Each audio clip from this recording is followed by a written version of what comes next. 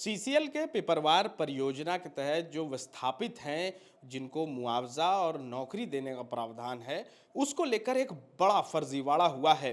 दरअसल जो विस्थापित हैं, जिन लोगों को नौकरी और मुआवजा देना था, उनको ये नौकरी और मुआवजा ना मिलकर किसी और को ये नौकरी और मुआवजा दे दिया गया है। जब यह फर्जीवाड़ा सामने आया तो चतरा जिला के उपायुक्त रमेश घोलप ने एक जांच कमेटी का गठन किया है।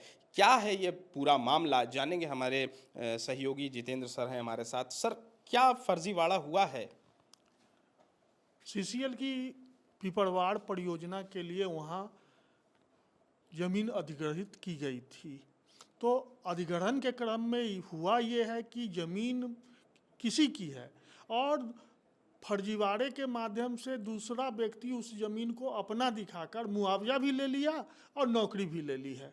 तो ये जब मामला सामने आया है तो वहाँ के डीसी रमेश घोलप ने 6 सदस्यीय जांच कमेटी का गठन किया है। वहाँ के एसडीएम सन्नी राज के नेतृत्व में यह कमेटी जांच करेगी और पूरे मामले का रहस्योद्घाटन करेगी, जो इस फर्जीवाड़े में कौन कौन लोग शामिल हैं।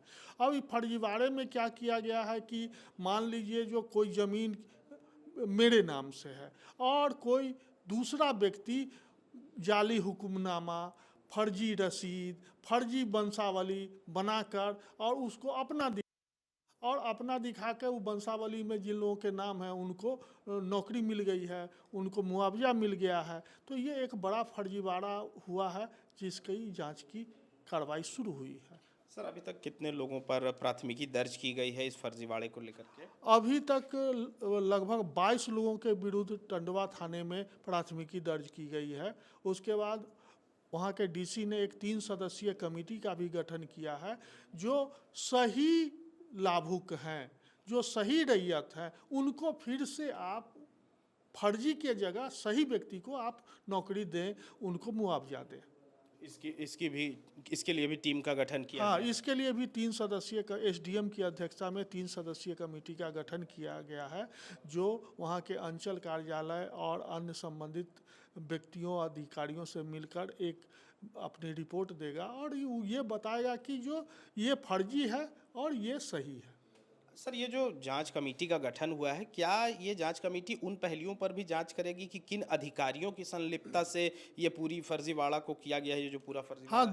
दोनों इस फर्जीवाड़े में शामिल अधिकारी कर्मचारियों के साथ साथ जो फर्जी ढंग से नौकरी और मुआवजा लिए हैं, उन दोनों के नामों का खुलासा करना है इस कमेटी को, जो फर्जीवाड़ा करने वाले और फर्जी करने वाले में शामिल लोग, मतलब दोनों, मतलब लाभुक भी और जो अधिकारी कर्मचारी हैं वो भी, दोनों का रहस्य उद्घाटन करना है। सर, एक बात ऐसे भी सामने निकल कर के आई कि जो जिन लोगों को टारगेट किया गया वो ज़्यादातर वो गरीब तबके के लोग थे, जिनके नाम पर फर्जी कागजात तैयार किया गया। मतलब जैसे जो गरीब लोग हैं उनका नाम हटा करके किसी दूसरे लोगों का नाम डाला गया ताकि उन्हें मुआवजा और नौकरी मिल सके। अमूमन इस तरह की परियोजना में भी और मुआवजा और अधिग्रहण में यही होता है, क्योंकि जो गरीब तबका है, जो एससी है या एसटी है, जो गरीब है, पढ़ा लिखा हुआ नहीं है,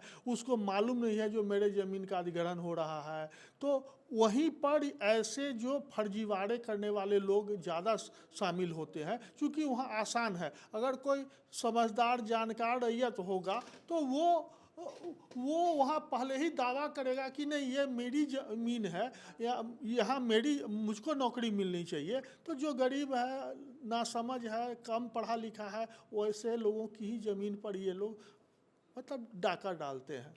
एक आखिरी सवाल सर, ऐसा ये जांच में जो भी बातें सामने आई उसमें ऐसा लग रहा है कि ये संगठित तरीके से इस फर्जीवाड़े को किया गया, क्योंकि बहुत सारा गैरमजरूआ ज़मीन को भी ये लोग दिखा दिए कि ये किसी व्यक्ति विशेष का है और फिर नौकरी और मुआवजे का। हाँ, बिना संगठित प्रयास का संभव नहीं है। इसलिए संभव नहीं है, जो मुआवजा और नौकरी देने में सीसीएल के लोग भी शामिल होते हैं। अंचल कार्यालय जो होता है वो बताता है ये ज़मीन किसकी है, किसको मुआवजा मिलना चाहिए। तो इसमें सीसीएल का और जिला प्रशासन के जो खास करके अंचल कार्यालय के जो अधिकारी कर्मचारी होंगे, दोनों में संलिप्तता मतलब होगी ही होगी, तभी इस तरह की गड़बड़ी हो सकती है। जहां 27 वर्षों के सफर में 17,000 से भी अधिक छात्रों ने डॉक्टर एवं इंजीनियर बनकर भरे सफलता की ऊंची उड़ान। जहां साधारण छात्र भी झारखंड टॉपर्स बनकर बना रहे इतिहास। दूरदर्शी शिक्षाविद श्री विपिन सिंह के मार्गदर्शन में मेडिकल एवं इंजीनियरिंग के लाखों छात्रों के लिए आशा की किरण के रूप में गोल नेशंस लीडिंग इंस्टीट्यूट। बायोम सिर्फ मेडिकल प्रिपरेशन का संस्थान। बायोम से लगातार दूसरी बार नीट यूजी में 700 मार्क्स पार। 10th पास स्टूडेंट्स के लिए फाउंडेशन कोर्स, 11th पास स्टूडेंट्स के लिए फ्रेशर कोर्स और 12th पास स्टूडेंट्स के लिए टारगेट कोर्स 17 अप्रैल से शुरू हो रहे हैं। कॉल 7360066190 और visit Biome, circular road near women's college and Hinoo, Ranchi. thefollowup.in. Like, share, and subscribe. www.thefollowup.in